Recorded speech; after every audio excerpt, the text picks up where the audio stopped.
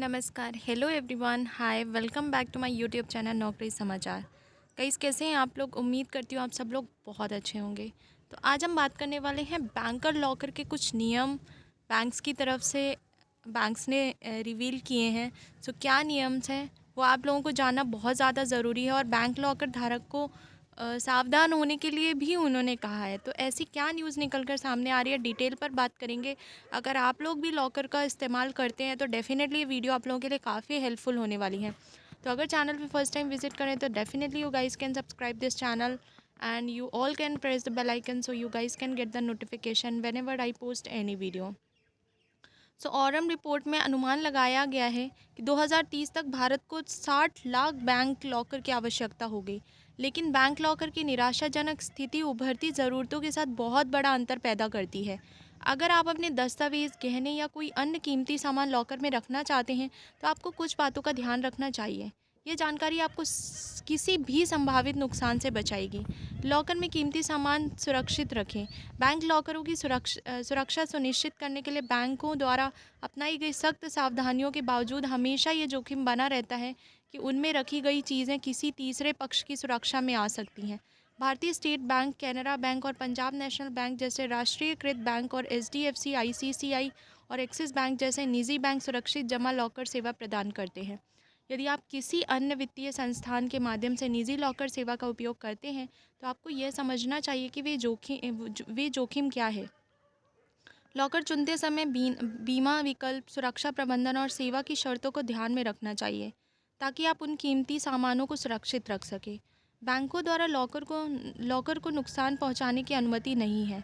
RBI lockers रेंटर agreement के अनुसार bank किसी भी प्राकृतिक आपदा, चोरी या किसी अन्य घटना के लिए जिम्मेदार नहीं है। बैंक लॉकर किराए की तुलना करें। सबसे पहले लॉकर सुविधा लेने वाले बैंक या वित्तीय संस्थान से किराया वसूलें। बैंकों को लॉकर का किराया 1,000 रुपये से लेकर 10,000 रुपये प्रतिवर्ष तक होता है। कुछ बैंक एक साल में सीमित संख्या में विजिट के अलावा किसी भी विजिट के लिए अतिरिक्त शुल्क भी लगाते हैं। इसलिए लॉकर सुविधा के लिए बैंक से संपर्क करने से पहले ऐसी सभी संभावित लागतों के बारे में पूरी तरह से जान लेना उचित है। पास में लॉकर होना बेहतर है। लॉकर को घर के करीब रखना बेहतर होता है। अगर आपके पास महत्वपूर्ण दस्तावेज़ और गहने दूर हैं तो ऐसा बैंक चुनें जो पास में हो। अगर आपको नियमित रूप से सामान निकालना और रखना पड़ता है तो लॉकर पास में होना चाहिए। इससे आपके कीमती सामान चोरी या डकैती के जोखिम में नहीं रहेंगे। समय, नियम, लॉकर दंड। लॉकर को तोड़ने की कोशिश करने पर अगर चाबियां खो जाती हैं तो जुर्माना लग सकता है, इसलिए उन्हें सुरक्षित रखें। लॉकर के इस्तेमाल से जुड़े नियमों को जानें। ज़्यादातर समय बैंक सुबह 10 बजे से शाम 6 बजे तक खुले रहते हैं, लेकिन शनिवार को उनका कामकाज सीमित होता है। हालांकि समय अलग अलग हो सकता है। सो ये लॉकर को लेके काफ़ी इम्पोर्टेंट नियम निकल कर सामने आ रहे थे जो आप लोगों को जानना बहुत ज़्यादा ज़रूरी था। और अभी लेटेस्ट जो न्यूज़ निकल कर सामने आ रही है उसमें ये भी कहा गया है कि आजकल मतलब आप लोगों को बहुत ध्यान रखना है कि आप लोग कौन सा लॉकर चुन रहे हैं, कितनी सिक्योरिटी वो लोग प्रोवाइड कर रहे हैं, आपको इस पर पूरा ध्यान देना है। सो ये आरबीआई ने भी इस चीज़ के लिए अपने जो लॉकर जो यूज़ कर रहे हैं उनके लिए उन्होंने ये बहुत ही बड़ा अवेयरनेस अवेयरनेस कैंपेन किया है। सो ये आप लोगों के लिए जानना बहुत ज़्यादा ज़रूरी था। सो that's all guys in this part of the video.